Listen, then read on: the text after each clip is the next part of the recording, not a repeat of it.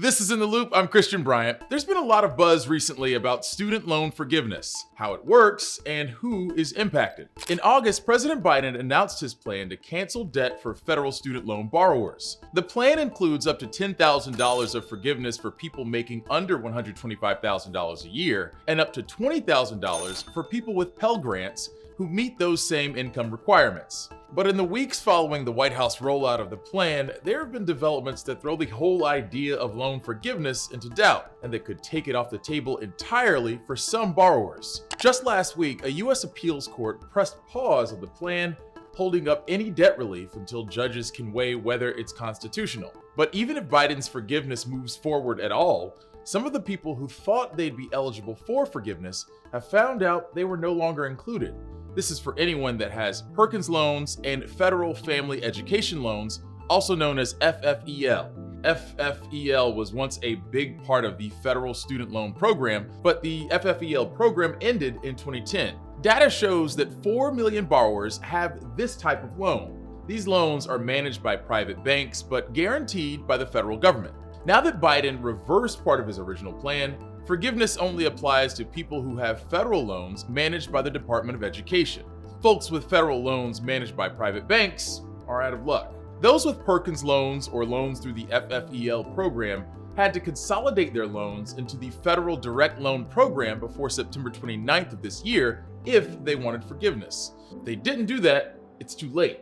So why the change? Experts think it has something to do with pushback Biden's plan received from several states before the appeals court blocked the plan. We spoke with student loan expert Mark Kantrowitz to help break this down for us. The 6 state attorney general filed a lawsuit trying to block the president's plan, where they said that their states would be hurt because when a borrower consolidates a FFEL loan into the direct loan program, the state loan program loses that loan, and so they lose the interest revenue and servicing fees associated with that loan. The administration says about 800,000 borrowers are now excluded from relief. There are about 1.5 million FFEL borrowers who also have federal direct loans that still qualify for forgiveness, so they'll get partial forgiveness. Now that we've gone over who doesn't qualify, exactly how many people are eligible? In total, more than 40 million Americans can stand to benefit from this relief. And about 90% of that relief is going to go to people making less than $75,000 a year. Let me be clear. Not a dime will go to those in the top 5% of the income bracket, period. For those who do qualify, Biden recently launched the student loan forgiveness application. It's pretty simple and quick. You just need to put in your name, birthday, and social security number. The site's launch kicked off with a beta testing period, with the official site launching a few days later. Mark says those who applied during the testing period will still have their application processed and will be the first in line for forgiveness. After they confirm your eligibility, they will send you email saying that they've confirmed your eligibility, and then they'll start the process of providing you with that loan forgiveness. Your loan servicer will notify you when the forgiveness has been applied to your loans. They will tell you what your new loan balance is, or if your loans have been paid off in full. And also, if you have a remaining balance, they will tell you what your monthly payment will be starting on January of 2023 when repayment restarts. Mark urges borrowers to apply for forgiveness immediately, even with the current court challenge holding up Biden's plan. This is a one-time event. It does not mean that there will be any loan forgiveness like this in the future. If Republicans take over control of the House and the Senate at some future point, they might pass legislation to outlaw this sort of thing. And the president doesn't actually have the legal authority to do this, but the Republicans who oppose it have been having trouble finding anyone who has legal standing to bring a lawsuit to prevent it. Student loan forgiveness stands to impact millions of people, but what about folks with Perkins loans or loans through the FFEL program? To talk about this more, we're bringing in student loan advocate Betsy Mayotte, president of the Institute of Student Loan Advisors. Betsy, thank you so much for joining us. Yeah, my pleasure. So let's jump right into it. How have borrowers who have Perkins loans or loans through the FFEL program, how have they responded to the news that they were no longer eligible for forgiveness if they hadn't already consolidated their debt? confusion, anger.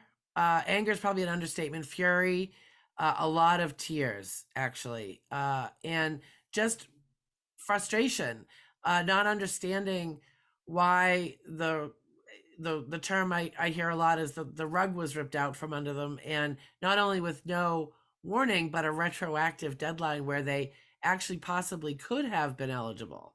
I'm curious to know how you, given your expertise, kind of make sense of that reversal. I think there have been a lot of news stories about why the reversal happened. A lot has been talked about regarding legal cases and things of the like. How do you make sense of that reversal? Yeah, so there's two hats I wear for this one. There's the borrower advocate hat, and there's the salty old student loan compliance hat. And from a compliance and a policy standpoint, right? From a compliance and policy standpoint, I get why they did what they did. Essentially, they had to make a decision to sacrifice the few to save the many. And to be fair, the Department of Ed has said, and I believe they're sincere about this, that they are still trying to find a solution to loop those Fell and Perkins borrowers back in. But from a borrower advocacy hat, I have all the same emotions, and probably then some, than the borrowers do. I've been working in this industry for over 25 years. So these Fell borrowers, they're my people. I've been working with them for many years. And the fact of the matter is, or the saddest part of this, is that these Fell borrowers that have been denied are probably some of the most vulnerable borrowers in the whole group. They've been paying their loans longer in most cases than everybody else. And they've been denied access to a lot of the other benefits that have been released to federal student loan borrowers in the past 10 years, and especially in the last 2 years. So this was just sort of another sort of slap in the face for them. And again, from a policy perspective, why I understand why they did it. It's still extremely sad from an advocacy perspective. I'm glad you mentioned that the administration said, hey, we're still looking for ways to help these people out, but in the meantime, folks with debt are just kind of, waiting for their own relief. I want to zoom out here just a little bit and speak more generally about student debt. How have you seen student debt impact people's lives more generally? Like, how has that affected the livelihoods, the quality of life for people who are actually carrying that debt? What a lot of people, including policymakers, don't understand is who the student loan borrower is. I think today people still, when they think student loan borrower, they're thinking of the 21, 22-year-old who just got out of school and is getting their first job and so on. That's so far from the truth today. The fact is, half of all student loan borrowers are over the age of 30, a quarter are over 45, and the fastest growing age group that carries student debt are the over 65s. So what I see with the burden and impact of student debt is people, of course, delaying or not being able to buy their first home. I see a remarkable number of people who don't want to get married because of student debt. But more frequently, what I'm seeing these days are people that are either unable to retire or unable to save for retirement, or they are retired and they can't afford their student loans. And, to be 65 years old and telling someone, well, there's this plan that will base your payments on your income and then forgive it after 25 years. 25 years when you're 65 years old is not a lot of consolation. Betsy Mayotte is the president of the Institute of Student Loan Advisors. Betsy, thank you so much for your time and your expertise. My pleasure.